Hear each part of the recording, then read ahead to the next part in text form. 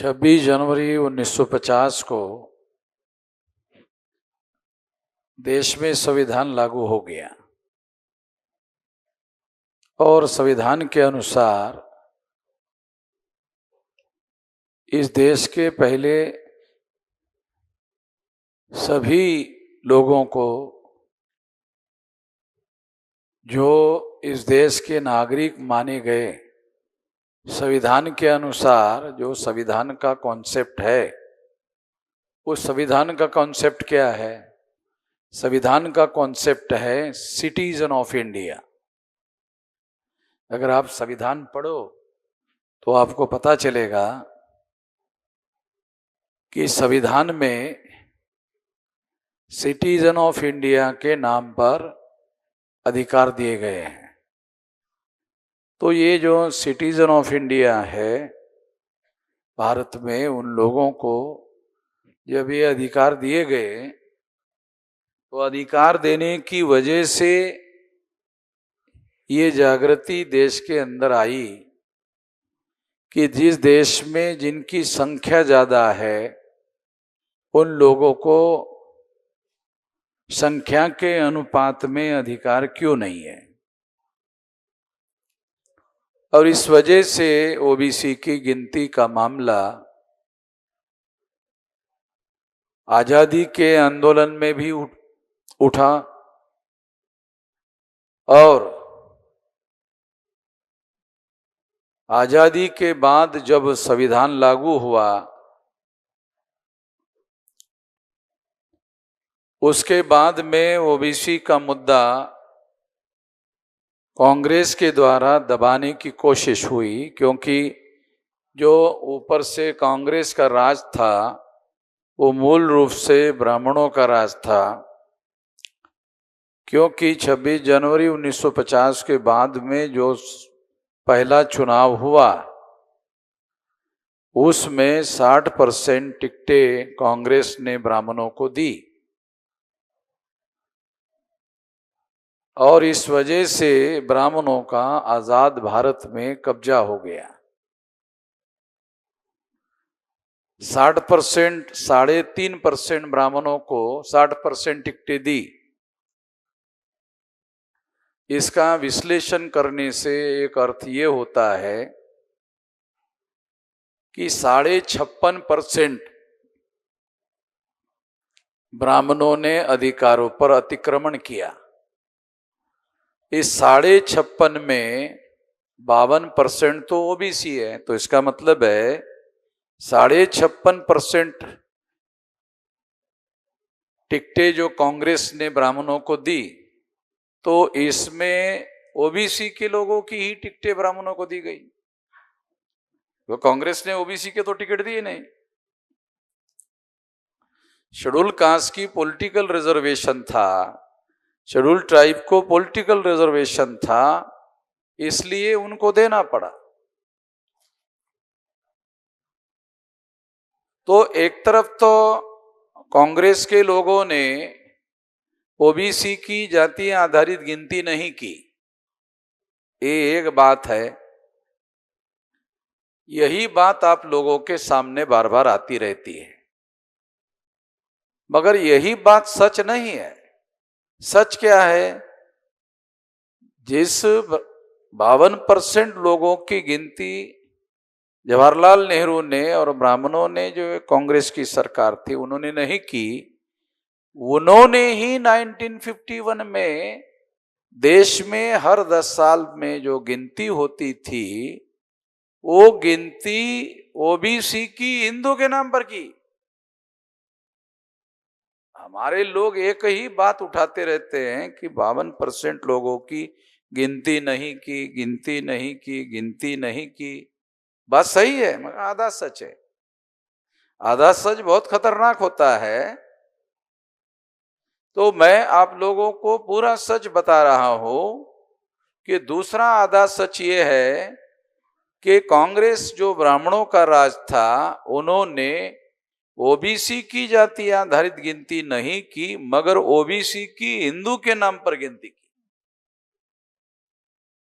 OBC को हिंदू के account में जमा कर दिया।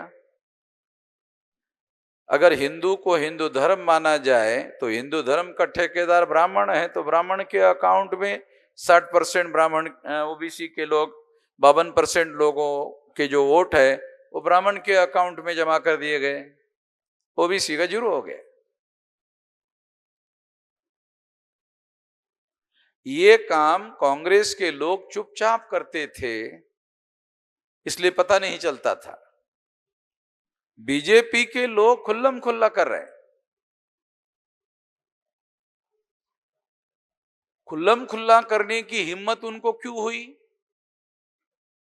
खुल्लम खुल्ला करने की हिम्मत इसलिए हुई कि कांग्रेस ने ओबीसी की गिनती जब लगातार हिंदू हिंदू हिंदू हिंदू हिंदू हिंदू की, तो इस पीरियड में कांग्रेस के राज में, ब्राह्मणों के राज में, ब्राह्मणों ने ओबीसी को हिंदुआइज करने का काम करते रहे।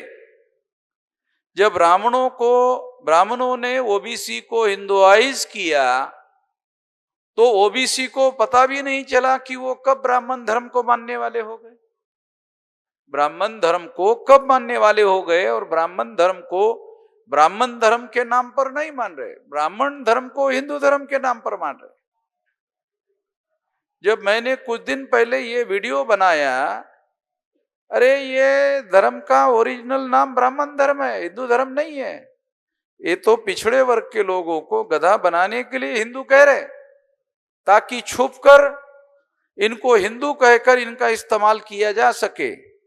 अगर संविधान में हर 21 साल के व्यक्ति को और बाद में 18 साल के व्यक्ति को वोट का अधिकार नहीं दिया होता तो ब्राह्मण इनको हिंदू भी नहीं कहते, ब्राह्मण इनको शूद्र शूद्र शूद्र ही कहते रहते। ये तो संविधान ने एम्पावर किया। ये तो बाबा साहब आंबेडकर को ये बातें समझ में आती थी। बैकवर्ड क्लासेस का डेलीगेशन पंजाबराव देशमुख के नेतृत्व में बाबा साहब आंबेडकर को मिला।